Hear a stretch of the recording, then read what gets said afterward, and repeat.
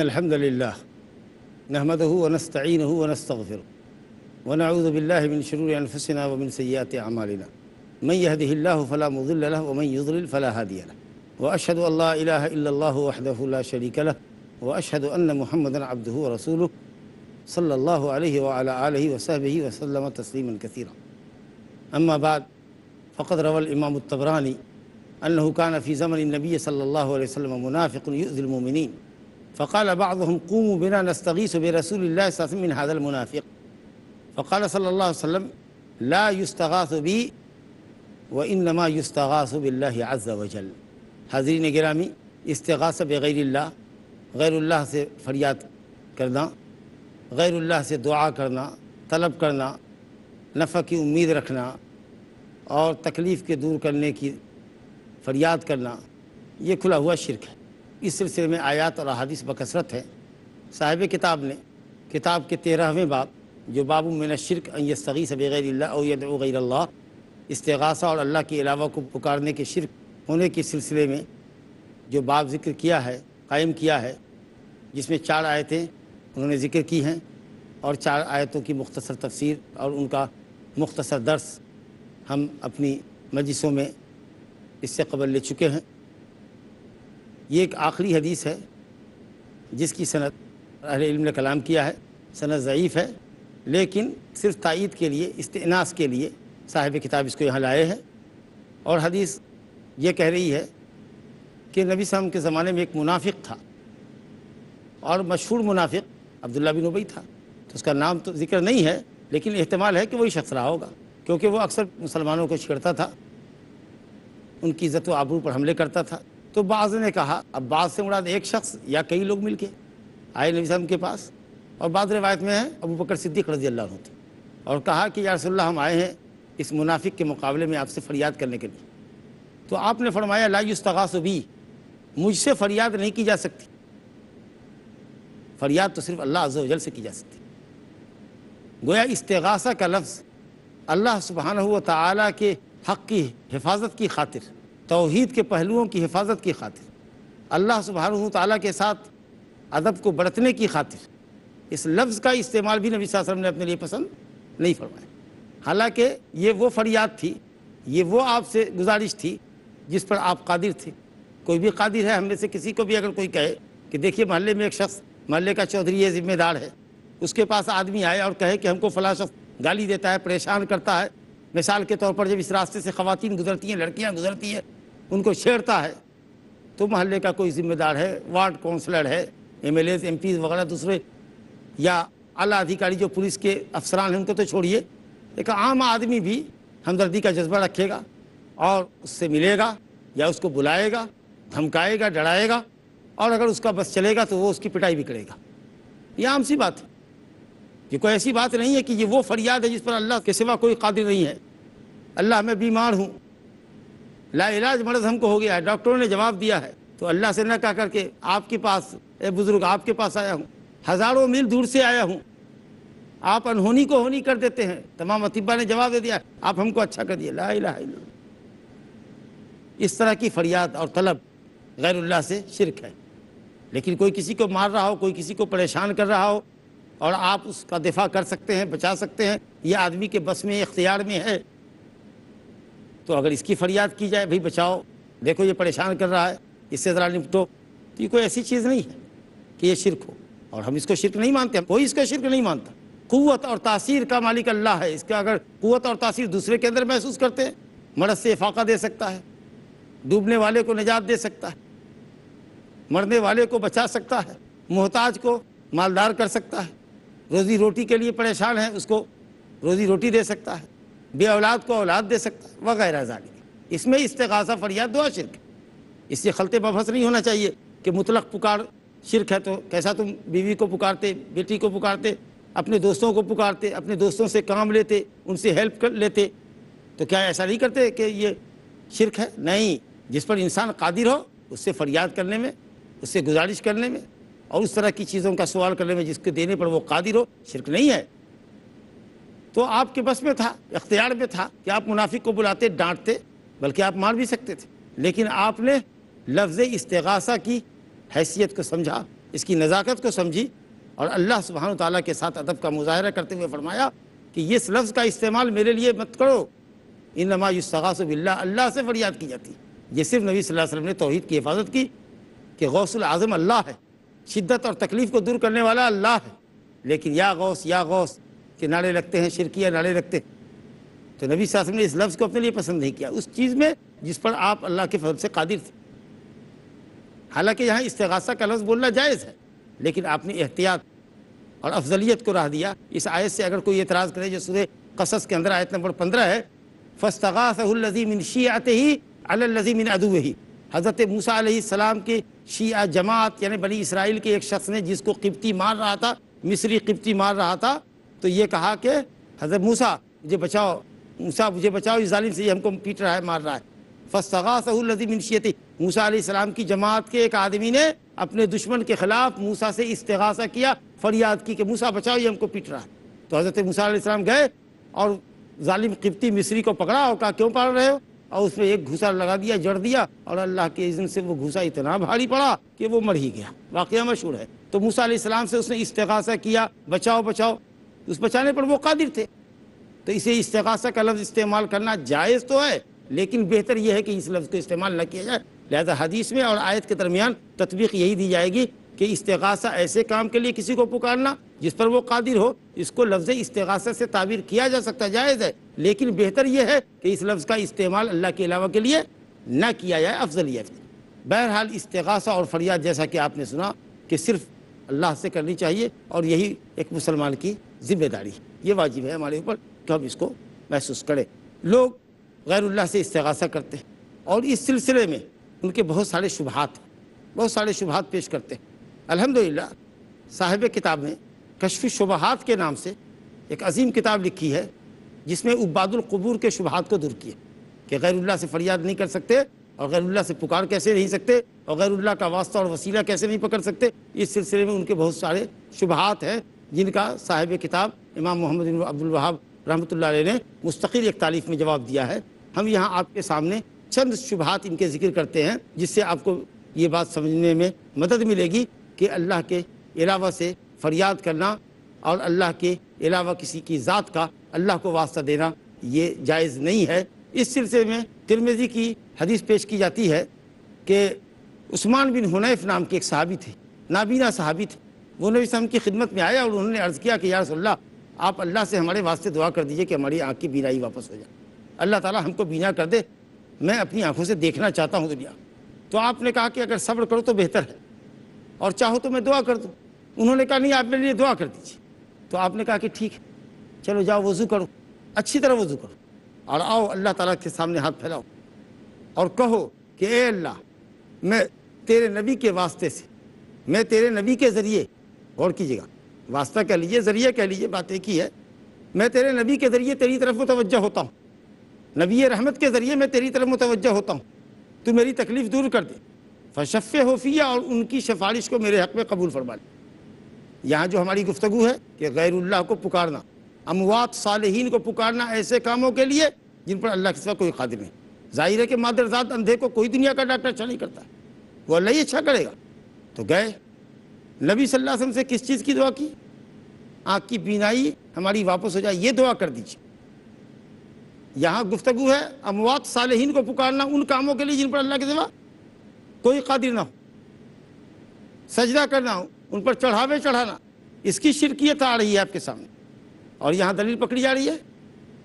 نبی صلی اللہ علیہ وسلم نے دعا کرا لکھی، وہ بھی آپ زندہ ہیں، غور فرمائیے، اور آپ فرما رہے ہیں کہ دعا کرو تم خود، میں بھی تمہارے لیے دعا کرتا ہوں، اور تم اپنی دعا میں کہو کہ اللہ میں تیرے نبی کے ذریعے تیری طرف متوجہ ہو رہا ہوں، یعنی تیرے نبی بھی دعا کر رہے ہیں ہمارے لیے۔ کیا کر رہے تھے نبی صلی اللہ علیہ وسلم؟ دعا فرما رہے تھے، وہیں موجود تھے، اور کہا فشفع فیہ، اہل شرک کے، اہل بدعت کے خانہ سات گھڑودے کو یہ جملہ ڈائنامیٹ کر رہا ہے، فشفع فیہ، اے اللہ ان کی سفارش، نبی صلی اللہ علیہ وسلم کی سفارش، ان کی دعا ہمارے حق میں قبول فرما۔ وہ دعا کر رہے، تو کسی بھی زندہ شخص سے جس کو آپ صالح سمجھتے ہیں آپ ان سے دعا کی درخواست کر سکتے ہیں، یہ کوئی شرک نہیں ہے۔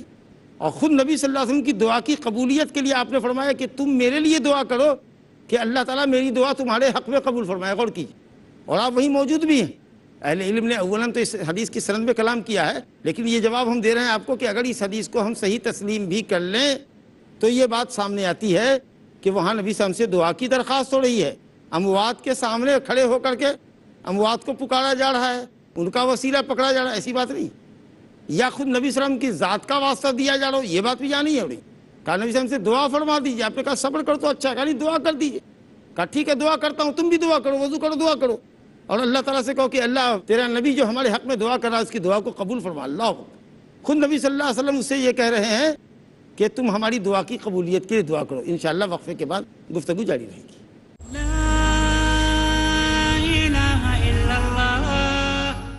بسم اللہ الرحمن الرحیم۔ جانتے سب ہیں کہ اسی نے کائنات بنائی، مگر اس کا شریک ٹھہراتے ہیں، اوروں کے آگے ہاتھ پھیلاتے ہیں۔ مولانا محمد طاہر مدنی۔ کہیں ایسا نہ ہو کہ ہاتھ سے نکل جائے جنت، اس لیے کیجئے صرف اور صرف اللہ ہی کی عبادت۔ اللہ کی عبادت ہر پیر شام 6 بجے اور دوبارہ رات 12:30 بجے انڈیا میں پیس ٹی وی اردو پر۔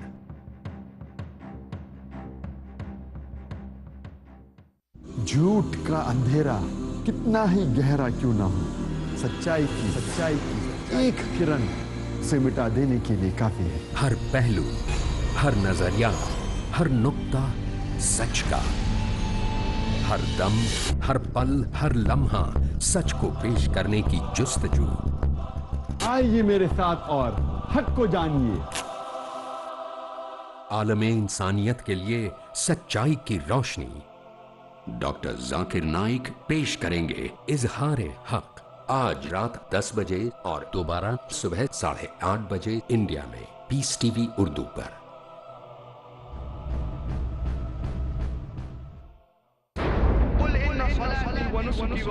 Say indeed, my prayer, my sacrifice, my life and my death are all for Allah, sustainer of the world. الدائی dynamic I challenge any human being to point out a single fundamental of Islam in youthful quest. Which is against humanity as a whole. Iconic, inspiring, encouraging. Don't judge Islam based on the followers. Farik Naik, Judge Islam based on the authentic sources. That's the glorious Quran and the authentic Hadith. son of the world-famous orator on Islam and comparative religion, Dr. Zakir Naik. Allah subhanahu wa ta'ala is giving us an opportunity to do a prophet job and to earn a prophet's reward. A star above par in Teens Star. کل رات 8 بجے اور دوبارہ صبح 6:30 بجے India میں Peace T V Urdu پر۔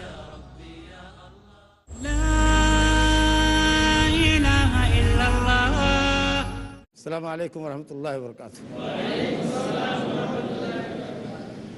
وقفے سے قبل سنن ترمذی سے عثمان بن حنیف کا دراسہ کر رہے تھے ہم لوگ، جس کو اہل بدعت پیش کرتے ہیں اور اموات اور صالحین کے پکارے جانے پر اس حدیث کو بطور سند، بطور استدلال، بطور جواز پیش کرتے ہیں۔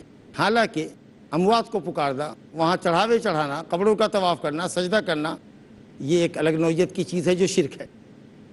اور عثمان بن حنیف کا نبی صلی اللہ علیہ وسلم سے دعا کی درخواست کرنا، اور نبی صلی اللہ علیہ وسلم کا کہنا کہ تم خود اپنے حق میں دعا کرو، میں بھی دعا کرتا ہوں اور میری دعا کی قبولیت کے لیے تم دعا کرو، فشفعوا فیہ، کہ اللہ اپنے نبی کی شفاعت کو میرے حق میں قبول فرما، یعنی ان کی دعا کو قبول فرما۔ یہ کیسا استدلال ہے آپ کا کہ اموات کو پکارنا اس سے جائز ہو گیا یا شخصیتوں کا واسطہ لینا جائز ہوا؟ ہرگز نہیں۔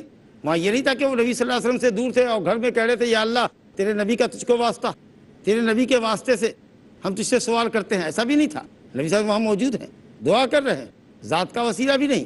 ماشاءاللہ در مختار وغیرہ بھی جو فقہ حنفی کی کتابیں ہیں آپ دیکھیے تو حضرت امام ابو حنیفہ رحمۃ اللہ علیہ سے بھی یہ قول منقول ہے کہ اللہ کو اس کے ناموں کے ذریعے پکارو، کسی مخلوق کا واسطہ نہ دو۔ امام ابو یوسف رحمۃ اللہ علیہ نے بھی اس کو ناجائز کہا۔ علامہ قدوری رحمۃ اللہ علیہ نے فرمایا کہ اللہ کے اوپر کسی مخلوق کا کوئی حق نہیں، جس کے ساتھ بھی کچھ ہوگا تو اللہ کا فضل ہوگا، یا اگر مجرم کو سزا ملے گی تو اللہ کا عدل ہوگا۔ حق کسی کا اللہ کے اوپر نہیں ہے۔ ہم نماز، روزے، حج، زکوٰۃ کرتے ہیں، توحید کو پختہ کرتے ہیں تو اللہ نے ہماری بخشش کا حق اپنے اوپر خود لازم کیا ہے، ہم نے ان پر لازم نہیں کیا۔ تو کسی مخلوق کا کوئی حق نہیں ہے کہ آپ اس کو مخلوق کا واسطہ دیں. تو یہاں واسطہ مخلوق کا نہیں تھا. جو لوگ یہ کہتے ہیں کہ نبی صلی اللہ علیہ وسلم کی ذات کا واسطہ پکڑا، یہ نہیں تھا. محمد نبی رحمت کی دعا کا واسطہ تھا، اور نبی صلی اللہ علیہ وسلم دعا فرما رہے تھے اور آپ حاضر تھے مجلس میں، کیونکہ فشفعہ فیہ، اے اللہ اپنے نبی کی شفاعت میرے حق میں قربان. گویا نبی صلی اللہ علیہ وسلم نے شفاعت کی تھی. تو آپ کسی زندہ شخص کو جس کو نیک صالح سمجھتے ہیں، آپ اس سے دعا کی درخواست کیجئے کہ وہ اللہ سے آپ کے حق میں دعا کرے، تو آپ کر سکتے ہیں. کچھ لوگ استدلال کرتے ہیں، مستدرک حاکم یہ روایت ہے، وہ کہتے ہیں کہ دیکھو نبی صلی اللہ علیہ وسلم کی ذات کا وسیلہ بھی ہے ثابت. مستدرک حاکم کی روایت سے دلیل پکڑتے ہیں جو عبد الرحمن بن زید بن اسلم کی سند سے ہے. یہ حضرت آدم علیہ السلام نے جو غلطی کی، شجر ممنوعہ کو کھایا آدم اور حوا نے جنت میں، تو جنتی لباس اتر گئے اور جنت سے نکال دیے گئے اللہ کی نافرمانی کے نتیجے میں. تو انہوں نے اپنے گناہوں کی بخشش کے لیے، توبہ کے لیے جو دعا کی، تو جب آسمان کی طرف نظر اٹھایا تو عرش الہی میں محمد رسول اللہ لکھا ہوا اب دیکھا. تو محمد صلی اللہ علیہ وسلم کے واسطے سے، وسیلے سے، وہاں تو آپ کی ظاہر ہے کہ آپ کی دعا نہیں تھی، آپ وہاں موجود نہیں تھے، تو آپ کی ذات موجود نہیں تھی، آپ کا نام موجود تھا. روز ازل میں اللہ نے آپ کو پیدا کیا، اور تمام مخلوقات کی روح کو اللہ رب العالمین نے روز ازل میں بنایا. تو حضرت آدم نے آپ کا وسیلہ پکڑا، ظاہر ہے کہ آپ کے نام کا وسیلہ پکڑا، آپ کی ذات کا وسیلہ پکڑا کہ اللہ محمد صلی اللہ علیہ وسلم کے طفیل اور صدقے میں ہے، ہمارے گناہوں کو بخش دے، ہمارے گناہ کو بخش دے، ہماری توبہ قبول فرما. واللہ اس حدیث کی سند میں جو شخص ہے عبد الرحمن بن زید بن اسلم، یہ انتہائی ضعیف راوی ہے، محدثین کا متروک الحدیث ہے، واہی روایتیں بیان کرتا ہے، زٹلیات بیان کرتا ہے، قابل اعتماد روایت ہی نہیں. اور اس کے علاوہ یہ روایت اس لیے بھی منکر ہے کہ قرآن مجید کی آیت کی خلاف ورزی ہے. سورہ اعراف آیت نمبر 23 میں اللہ رب العالمین نے آدم اور حوا علیہ السلام کو توبہ کے لیے اور بخشش کے لیے جو دعا سکھائی تھی، اس کو اللہ رب العالمین نے سورہ اعراف آیت نمبر 23 میں نقل کیا ہے. قالا، دونوں نے کہا ربنا ظلمنا انفسنا وان لم تغفر لنا وترحمنا لنکونن من الخاسرین. ربنا ظلمنا انفسنا، اے ہمارے رب، ڈائریکٹ رب کو خطاب کر رہے ہیں، اے ہمارے رب. کدھر اللہ نے کہا کہ کسی نبی اور ولی کے واسطے سے پکارو، ادعونی استجب لکم، اور بھی مردے کے وسیلے سے مانگو اور مردے کو واسطہ اور ذریعہ بناؤ. ادعونی استجب لکم، خالص مجھ سے پکارو، مجھ پر اعتماد رکھو، میں تمہاری پکار سن لوں گا. اور اگر اس کے علاوہ تم کرتے ہو تو گویا ہماری عبادت سے انکار کرتے ہو، دوسرے کو پکارتے ہو تو دوسرے کی عبادت ہوگی. تو حدیث بالکل زٹل ہے. اور اسی طریقے سے ابن السنی میں ایک روایت ہے غالباً عبداللہ بن مسعود رضی اللہ عنہ سے، کہ اگر کسی شخص کا جانور ہاتھ سے چھوٹ جائے تو وہ یہ کہے اے اللہ کے بندو ہمارے جانور کو پکڑ رکھو. کہا دیکھو یا اللہ کے بندوں کو پکار رہے ہیں، موجود نہیں ہے. اس روایت کے اندر بھی معروف بن حسان نام کا ایک شخص ہے جو منکر الحدیث ہے، اس کی حدیث قابل انکار ہے، یہ بھی حدیث بناوٹی بیان کرتا تھا، یہ بھی روایت نہیں. پھر یہ کہ اللہ کے بندوں پکڑ لو، ہو سکتا ہے کہ اللہ کے بعض بندے ہو جو وہاں حاضر ہوں، آپ نے کہا اللہ کے بندوں پکڑ لو، کسی نے آپ کی بات سنی کہ اس کا جانور بھاگا جا رہا ہے، پکڑ لو. ہو سکتا ہے کہ وہاں اور دوسری مخلوق ہو جس کو اللہ نے سنایا ہو. بہرحال یہ حدیث بھی قابل استدلال نہیں ہے. تو اس طریقے سے زٹلیات، موضوعات، منکرات روایتوں سے لوگ زور زبردستی ثابت کرتے ہیں کہ مردوں سے استغاثہ فریاد کیا جا سکتا ہے، ان کو بلایا جا سکتا ہے. دلیلیں کچھ ثابت کرتی ہیں، ان کا استدلال کچھ ہے. دلیلیں کسی وادی میں ہیں، یہ کسی وادی میں ہے. لہٰذا اللہ سبحانہ و تعالیٰ کے علاوہ کسی بھی ایسے شخص کو پکارنا، ایسے کام کے لیے پکارنا جس پر اللہ سبحانہ و تعالیٰ کے علاوہ کوئی قادر نہ ہو، یہ کھلا ہوا شرک ہے. اللہ سبحانہ و تعالیٰ ہمیں اور آپ کو شرک کی جملہ قسموں سے بچائے، خاص کر دعا، استغاثہ اور فریاد کے تعلق سے. اللہ رب العالمین ہمیں اپنی فریاد، اپنی دعائیں صرف اپنی ذات سے پیش کرنے کی، اسماء حسنہ اور صفات اولیٰ کے ذریعے، اور واسطہ اور وسیلہ ہو تو اپنے نیک اعمال کا، یا زندہ شخص سے جس کو آپ صالح سمجھتے ہیں، متقی ہے، موحد ہے، حلال خور ہے، ایسے شخص سے اگر آپ دعا کی درخواست کرتے ہیں تو انشاءاللہ تعالی یہ سب مشروع طریقے ہیں. لیکن اموات کو پکارنا دور سے، نزدیک سے، اور ان پر نظر و نیاز چڑھانا اور ان سے حاجت بڑھانے کے لیے درخواست کرنا، یہ بالکل شرک ہے، کیونکہ وہ کسی چیز کے مالک نہیں، نہ نفع کے مالک ہے نہ نقصان کے مالک ہے. اللہ سبحانہ وتعالی ہمیں اچھی سمجھدار فرمائے اور ہمارے ایمان اور یقین کی اور عقیدے کی حفاظت فرمائے. انہ تعالی سمیع مجیب. انشاءاللہ ہم 5 منٹ کے وقفے میں آپ سے سوال جواب کریں گے، اور آپ سے گزارش ہے کہ موضوع کے تعلق سے اگر کوئی سوال آپ کے ذہن میں ہو تو آپ اس کو پیش فرمائیں. السلام علیکم ورحمۃ اللہ وبرکاتہ. وعلیکم السلام ورحمۃ اللہ وبرکاتہ. مجھے اتنا اندازہ نہیں ہے، لیکن جب دعا کرتا ہے شخص تو درود آگے، دعا کی شروعات میں، دعا کے اینڈ میں درود پڑھنے کی فضیلت شاید بیان کی گئی ہے. تو کوئی ایسا اس پہ آرگیو کرے کہ کیونکہ آپ درود پڑھتے اور دعا کی قبولیت کی فضیلت ہے تو رسول صلی اللہ علیہ وسلم کے توفیل اور وسیلے سے دعا کیوں نہیں مانگی جائے، جبکہ یہ یہاں پہ ثابت ہے؟ درود عبادت ہے. جس نے نبی صلی اللہ علیہ وسلم پر درود پڑھا، صلات پڑھی، اس کو 10 نیکیاں ملتی ہیں. اللہ تعالیٰ اس پر 10 رحمتیں نازل کرتا ہے. من صلی علیہ مرتن صلی اللہ علیہ بہا عشرہ. ایک مرتبہ صلات بھیجو گے اللہ تعالیٰ 10 صلات بھیجے گا. بہت فضیلت عبادت.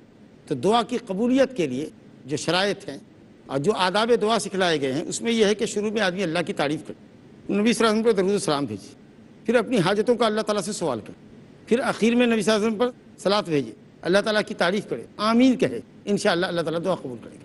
یہ عبادت ہے جو دعا سے پہلے عبادت کو بطور وسیلہ پیش کر رہے ہیں. جیسے ہم نماز میں پڑھتے ہیں ایاک نعبد و ایاک نستعین، اے اللہ ہم تیری ہی عبادت کرتے ہیں اور تجھی سے مدد چاہتے ہیں. تو استعانت کے ہم محتاج ہیں، مدد کے ہم محتاج ہیں. تو اس مدد کو اللہ سے حاصل کرنے کے لیے ہم عبادت کو مقدم کریں. ایاک نعبد، گویا کہ عبادت وسیلہ ہو رہی ہے ہماری دعا کے لیے کہ اللہ تعالیٰ ہماری مدد فرمائے. تو ہم اپنی دعاؤں میں اللہ کی تعریف اور نبی صلی اللہ علیہ وسلم پر صلاۃ و سلام بھیجتے ہیں، عبادت ہے. تو گویا کہ اس کو وسیلہ بناتے ہیں، آپ کی ذات کا وسیلہ. ایسا نہیں ہے ایک شخص نے آپ سے دعا کی درخواست کی تو آپ نے کہا تو اللہ سے دعا کر، اور کہا کہ اللہ اپنے نبی کی دعا میرے حق میں قبول فرما، میں تیری طرف تیرے نبی کی دعا کے ذریعے توجہ ہوتا ہوں. یعنی وہ دعا کر رہے ہیں، میں کر رہا ہوں، اپنے نبی کی دعا کو، ان کی سفارش کو میرے حق میں قبول فرما. لیکن اے اللہ تیرے نبی کا حق جو تجھ پر ہے، میں نے بتایا کہ کسی مخلوق کا کوئی حق اللہ پر، جس کو اللہ نوازے گا وہ اس کا فضل ہو، وہ جس کو پکڑے گا وہ اس کا عدل ہوگا، وہ ظالم نہیں ہے. تو کسی مخلوق کے حق سے مطالبہ کرنا یہ اللہ رب العالمین کی شان میں توہین ہے، کہ گستاخی ہے. تو اس لیے ذات کا واسطہ نہیں ہے، بحق فلاں، بحق نبی کا، بحق فاطمہ، بحق فلاں، یہ جو حق کا مطالبہ کر رہے ہیں ایسا نہیں. ہاں آپ یہ کہیے اے اللہ تیرے نبی سے میں محبت کرتا ہوں، تیرے نبی پر ایمان رکھتا ہوں، تیرے نبی کی سنت سے مجھ کو محبت ہے، اور اے اللہ میں تیرے نبی پر درود بھیجتا ہوں، اس کے طفیل میں، اس کے صدقے میں مجھ کو عطا فرما. یہ عین عبادت ہوگی. تو نبی کی ذات نہیں، نبی سے محبت کرتا ہوں اس کے عوض، تو یہ عین عبادت ہوگی، عین سنت ہوگی. جزاک اللہ خیر. السلام علیکم شیخ. وعلیکم السلام ورحمۃ اللہ. جو آپ نے اس سے پہلے حدیث بتائی جو واسطے کی حدیث تھی، تو اس میں نبی صلی اللہ علیہ وسلم موجود تھے، مطلب زندہ موجود تھے، اس لیے ان کا واسطہ لے کر مانگنا جائز تھا. لیکن جو ہمارے بھائی ہیں یہ حدیث کوٹ کر کے بولتے ہیں کہ جس طرح نبی صلی اللہ علیہ وسلم نے مسجد اقصیٰ میں لوگوں کو، مطلب تمام انبیاء کو مطلب نماز پڑھائے تھے، تو اس ٹائم پہ بھی وہ سب زندہ تھے، تو وہ ابھی بھی اپنے قبروں کے اندر زندہ ہے. تو آپ کیسے، کس طرح مطلب؟ قبروں کے اندر زندہ انبیاء اپنی قبروں کے اندر زندہ ہیں، قبروں کے اندر دنیا میں زندہ نہیں. ہمارے لیے میت ہے، انک میتن وانہم میتون. اے نبی آپ بھی میت ہیں، وہ سب بھی میت ہیں، اور سب کو مرنا ہے. قبروں میں زندہ ہیں، ان کی زندگی کی کیفیت کو ہم نہیں سمجھ سکتے. اللہ رب العالمین نے ان کی روحوں کو جسم کی شکل عطا فرمائی. اللہ ہر چیز پر قادر ہے. لیلۃ الاسراء میں بیت المقدس میں آپ نے امامت کی، اب وہی انبیاء پھر آسمانوں میں بھی آپ کو نظر آئے، اب وہی اپنی قبروں میں بھی تھے. تو یہ سب عالم برزخ کی باتیں ہیں، اور رب العالمین جیسے چاہے کرے. لیکن جس کو ہم پکار رہے ہیں اگر وہ اپنی قبر میں زندہ ہے، یعنی نبی ولی کے متعلق تو یہ بات نہیں آئی ہے، انبیاء کے متعلق آئی ہے، تو وہ اپنی قبروں میں زندہ ہے، اور ان کو قرآن نے میت کہا ہے، اور آپ ان کو سنا نہیں سکتے. تو جو سمیع مجیب اللہ ہے، جو آپ کے دل کے کھٹکے کو سنتا ہے، جو 7 زمین کے اندر کی مخلوق چلنے والی ایک چوٹی کے چلنے کی آہٹ کو سنتا ہے عرش پر بلند ہو کر بھی، اس سمیع مجیب کو چھوڑ رہے ہیں، اور آپ تارے عنکبوت مکڑی کے جالے سے بھی کمزور باتیں پیش کر رہے ہیں. زندہ ہے قبر میں، اس لیے ہم پکارتے ہیں، وہ ہماری مدد کرتے ہیں. تو امت میں اتنا خلفشار ہوا، اتنا مدینے میں کوہرام مچا، مسجد نبوی جلا دی گئی، بہت سارے مسائل ہوئے. معاویہ رضی اللہ عنہ کے بیٹے یزید کے زمانے میں مدینے میں آگ لگا دی گئی، بڑا خلفشار ہوا، بہت سے لوگوں کا قتل و خون ہوا. کہاں نبی صلی اللہ علیہ وسلم باہر نکلے زندہ تھے، تو ظاہر ہے کہ سب جانتے کہ نبی صلی اللہ علیہ وسلم انتقال فرما گئے. کوئی بھی مسلمان یہ نہیں کہتا کہ ہم نے کوئی زندہ نبی کو دفن کر دیا ہے. تو جو زندگی ہے وہ برزخی زندگی ہے، وہ عالم برزخ ہے، دنیا اور آخرت کے درمیان کی ہے. تو اس کو دنیا کی زندگی پر قیاس کرنا نہیں. اور پھر نبی صلی اللہ علیہ وسلم سے میں نے پہلے بھی عرض کیا کہ نبی صلی اللہ علیہ وسلم کی ذات کا وسیلہ عثمان بن حنیف نے یا دوسرے لوگوں نے نہیں کہا تھا. نبی صلی اللہ علیہ وسلم سے دعا کی درخواست کی تھی، اور نبی صلی اللہ علیہ وسلم نے دعا فرمائی تھی، جس کو قبول کرنے کے لیے انہوں نے اللہ تعالیٰ سے گزارش کی، فشفعوا فیہ، اے اللہ اپنے نبی کی سفارش ہمارے حق میں قبول فرما. اور اسی طریقے سے حضرت عمر بن خطاب رضی اللہ عنہ کے زمانے میں جب قحط ہوا، تو اگر نبی صلی اللہ علیہ وسلم زندہ تھے قبر میں اور ہیں، اور ان سے دعا کی جا سکتی تھی، تو حضرت عمر فاروق رضی اللہ عنہ عباس بن مطلب کے پاس کیوں گئے؟ وہیں آتے نبی صلی اللہ علیہ وسلم کی قبر کے پاس، یا رسول اللہ دیکھیے آپ کی امت قحط زدہ ہے مدینے میں، اور چاروں طرف میں ہاکار پانی کے لیے مچا ہوا ہے، آپ دعا فرما دیجیے یا رسول اللہ، یہ نہ کہہ کر کے آپ کے چچا عباس بن عبد المطلب کے پاس گئے۔ اچھا، اب عباس بن عبد المطلب بھی گھر میں نہیں رہے کہ حضرت عمر فاروق نے میدان میں کہا کہ اللہ تجھ کو تیرے نبی کے چچا عباس کا واسطہ، بلکہ حضرت عباس بن عبد المطلب نکلے، انہوں نے دعا کی، تفصیل ہاتھ پھیلایا، پیشانی جھکائی، کہا اللہ گناہوں سے یہ آلودہ، شرم و ندامت کی پیشانی تیرے سامنے جھکی ہوئی ہے، دیکھ یہ لوگ تیرے نبی کا چچا سمجھ کے مجھ کو لے آئے ہیں، میرے رشتے کی لاج رکھ لے، اپنے فضل سے ان لوگوں کو بارش برسا دے۔ دعا تو زندے کی دعا، سالے کی دعا ہونی چاہیے۔ وباللہ تعالیٰ توفیق، وصلی اللہ علیہ نبینا محمد وآلہ وصحبہ اجمعین۔ اللہ اللہ یا ربی یا اللہ، اللہ یا ربی یا اللہ۔